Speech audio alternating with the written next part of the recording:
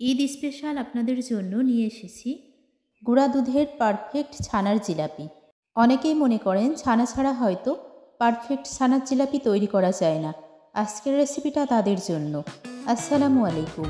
রেনিসা Shampa cooking রেসিপির আরও একটা নতুন ভিডিও দেখার জন্য আপনাদের সবাইকে স্বাগতম। কেমন আছেন সবাই? আশা করি ভালো আছেন। আলহামদুলিল্লাহ, আমিও ভালো আছি। মাত্র 200 গ্রাম গুঁড়া দুধ দিয়ে আমরা কিভাবে 2 কেজি ছানার জিলাপি তৈরি করতে পারি সেই রেসিপিটা দেখতে থাকুন। প্রথমে এই মিক্সিং বোলটাতে আমি 200 গ্রাম পরিমাণ গুঁড়া দুধ নিয়ে নেব। অবশ্যই ফুল ক্রিম দুধ হতে হবে, তা না হলে ছানার জিলাপির পারফেক্ট টেস্টটা কিন্তু পাবেন না। গুঁড়া দুধটা নিয়ে নিয়েছি। এ পর্যায়ে আমি 1 চা চামচ পরিমাণ ঘি নিয়ে নেব। এটা টেবিল চামচ, অবশ্যই একটু খালি রেখে নিয়েছি। এখানে 1/2 চা চামচ পরিমাণ আমি বেকিং পাউডার নিয়ে নিলাম। বেকিং সোডা কিন্তু এখানে ইউজ করা যাবে না।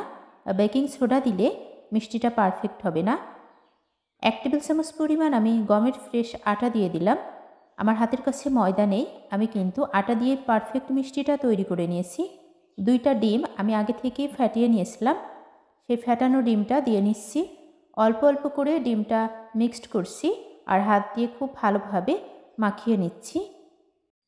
2টা ডিম দেওয়ার পর আমি এই ব্যাটারটাকে আরও সফট করার জন্য 100 গ্রাম পরিমাণ লিকুইড দুধ আমি আগে থেকে জাল করে ঠান্ডা করে নিয়েছি। এটা খুব ভালোভাবে দিয়ে হাতের সাহায্যে আমি মিষ্টির একটা ডো তৈরি করে নেব।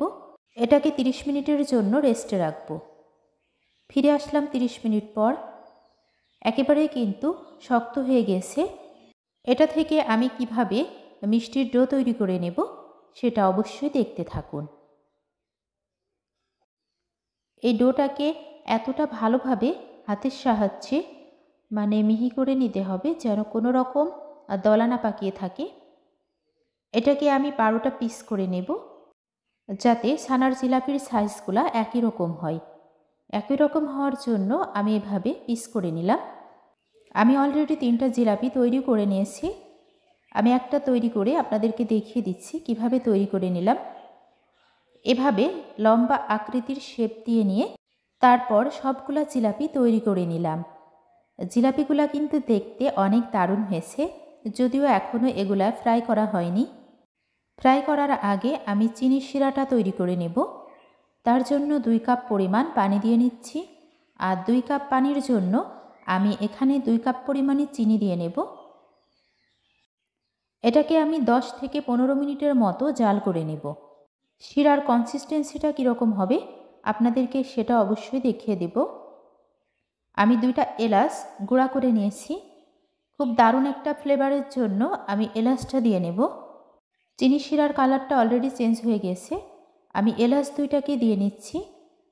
যখন পারফেক্ট চিনি শিরা তৈরি হয়ে যাবে তখন কিন্তু আমি এই চিনি শিরাটাকে ছাঁকুনির সাহায্যে ছেঁকে নেব, যাতে এলাচের এই টুকরাগুলা দেখা না যায়। এগুলা দেখা গেলে মিষ্টি দেখতে ভালো লাগবে না। এই পর্যায়ে আমি চুলাটি অফ করে দিচ্ছি। 10 থেকে 15 মিনিটের মতো জাল করে নিলাম। চিনি শিরার কালারটা কিন্তু চেঞ্জ হয়ে গেছে জাল করার কারণে। অবশ্যই কালারটা একটু চেঞ্জ হয়ে আসবে। এখন চুলাটা অফ করে আমি রেখে দেব। অন্য সাইডে আমি চুলায় কড়াই দিয়ে নিয়েছি। কড়াইয়ে পর্যাপ্ত পরিমাণ সয়াবিন তেল দিয়ে নিচ্ছি। তেল হালকা গরম থাকা অবস্থায় কিন্তু আমি এই জিলাপিগুলা ভেজে নেব। তেল যদি অতিরিক্ত গরম থাকে তাহলে কিন্তু এই জিলাপিগুলা পুড়ে যাবে এবং পারফেক্টভাবে ফুলে উঠবে না। জিলাপির কালারটা যখন একেবারেই লাল হয়ে আসবে সে পর্যায়ে আমি উঠিয়ে নেব।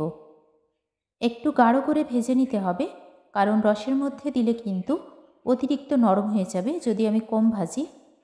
এভাবে ভেজে আমি উঠিয়ে নিলাম। বাকিগুলাও আমি ঠিক একই রকমভাবে ভেজে নেব।